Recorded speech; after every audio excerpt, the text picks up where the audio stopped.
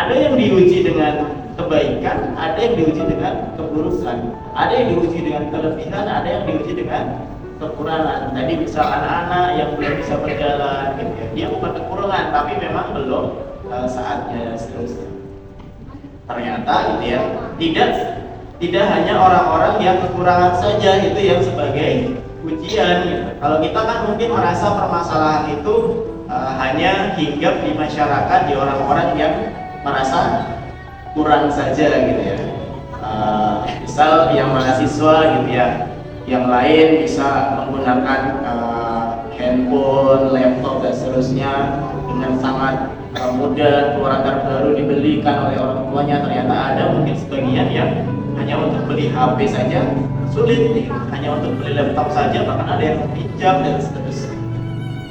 Mungkin sebagian orang mengatakan bahwa permasalahan hinggap di orang-orang yang seperti itu, orang-orang yang serba kekurangan. Padahal Allah juga menguji orang-orang dengan kelebihan. Misal gitu ya,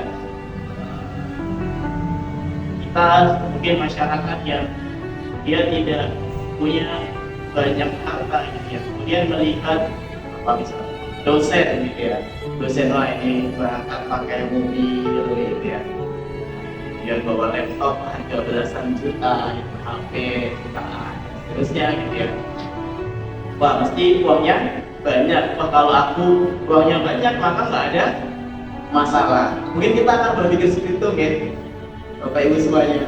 Tapi ternyata orang-orang yang memiliki banyak harta pun, kelebihan harta itu juga punya masalahnya sendiri. Misal saya ambil contoh gitu ya, kita mungkin melihat politisi, Dewan Perwakilan Daerah atau DPR gitu ya, perwakilan rakyat, wah mobilnya Pajero gitu ya, bahkan lebih dari 2, garasinya sampai nggak kuat gitu, sampai di jalan-jalan. Wah itu udah berkelimpah harta, mau beli apa aja bisa kan? Tapi ternyata mereka punya masalah nggak? Punya masalah juga gitu.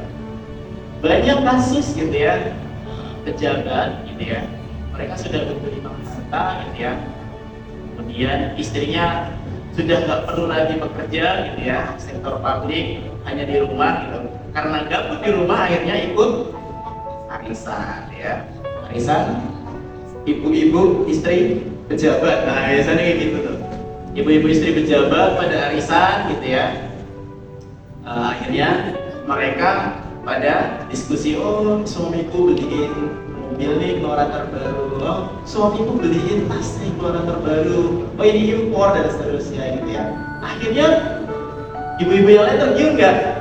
Tergiur gitu. Sedangkan terkadang gitu ya nggak mampu gitu. Pada akhirnya gimana? Korupsi gitu. Itu ternyata banyak terjadi seperti itu ya ibu-ibu ya, mbak-mbak gitu ya. Jadi besok kalau sudah jadi suami istri-istrinya mas-mas di sini gitu ya, ya harus banyak-banyak bersabar gitu ya, harus nerima gitu ya. Kadang suaminya hanya bisa memberikan makan gitu ya, nggak bisa beliin jam tangan yang mewah, nggak bisa beliin tas yang mewah gitu ya. Ya, astaga. Banyak tuh ternyata orang-orang yang kita kira gitu ya, kita anggap mereka kelebihan gitu ya, kemudian kita mengira mereka sudah tidak ada masalah, ternyata mereka memiliki masalahnya sendiri. Masalahnya nanti gengsi dan seterusnya, itu akan menimbulkan banyak masalah. Jamaah membuka masjid apa namanya gitu ya. Permasalahan tadi ya ternyata tidak hanya menghinggapi masyarakat orang-orang yang merasa kekurangan saja, karena orang-orang yang kelebihan pun kadang merasakan kurang terus gitu ya. Nah,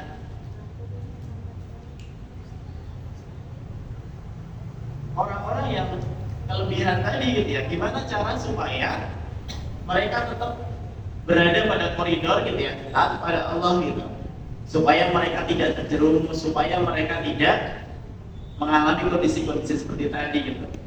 Allah Subhanahu wa taala telah memberikan Keterangannya dalam Quran surat Al-Kahfi ayat 7 yang artinya sesungguhnya kami telah menjadikan apa yang ada di bumi sebagai perhiasan bagi manusia agar kami menguji mereka siapakah di antara mereka yang terbaik perbuatannya. Ternyata memang yang di dunia ini adalah perhiasan gitu. Perempuan dalam perhiasan ini harus yang ternyata di dunia ini banyak perhiasan gitu ya. Nah maka harus berhati-hati gitu bagi yang tadi diuji dengan kelebihan. Caranya gimana tadi ya? Sudah Allah sampaikan gitu ya. Agar kami menguji mereka siapakah di antara mereka yang terbaik perbuatannya. Berarti kalau sudah punya kelebihan gitu ya, sebisa mungkin banyak-banyak berbuat baik. Tapi mungkin sebagian besar orang akan menganggap dirinya itu serba kurang. Nah ini yang sedikit berbahaya gitu ya. Misal kita mau infak gitu ya, tadi infak berjalan, gak usah infak dulu lah gitu. Aku aja cuma UKT 1 gitu kan. Mending buat beli buku, mending buat beli makan gitu ya. Tapi gitu ya, ternyata gitu, kalau kita bisa belajar dari yang kecil-kecil gitu ya, nanti kalau kita sudah punya kelebihan gitu, maka akan lebih ringan untuk memberikan infak. Tapi kalau dari yang kecil kita masih merasa kurang terus gitu, tidak bisa menginfakkan harta kita, maka nanti kalau kita sudah diberikan kelebihan, kita akan kesulitan untuk memberikan itu. Misal kita yang sudah lulus dari kuliah gitu ya, kemudian sudah bekerja, gajiku cuma 1 juta sebulan gitu. Wah buat ngekos aja udah berapa? 400, 500 ya, tinggal 500 buat makan ada kurang gitu kan. Buat makan di depan sini berapa? Minimal 12.000 gitu kan. Habis gitu ya. Udah nggak usah infak gitu. Kalau tak infak kan nanti habis gitu. Tapi ternyata rumus Allah tidak seperti itu. Uang kita tidak akan berkurang gitu. Rezeki kita tidak akan berkurang. Karena rezeki kita yang mengatur Allah. Allah akan memberikan sesuai dengan kebutuhan kita. Maka dari yang uang hanya sedikit itu diinfakkan sebagian. Sehingga saat nanti gajinya naik 1,5 juta, 2 juta dan seterusnya, infaknya pun bisa naik. Tapi kalau dari yang kecil kita belum mampu, belum mau dan mampu untuk menginfakkan, maka nanti setelah naik kita merasa masih kurang lagi. Kalau 1 juta kurang ya hanya fokus untuk puas dan makan gitu. Kemudian naik 1,5 ternyata buat uang bensin habis. Naik lagi buat ngurusi istri karena udah menikah atau buat dan sebagainya, nanti udah kurang lagi akal terus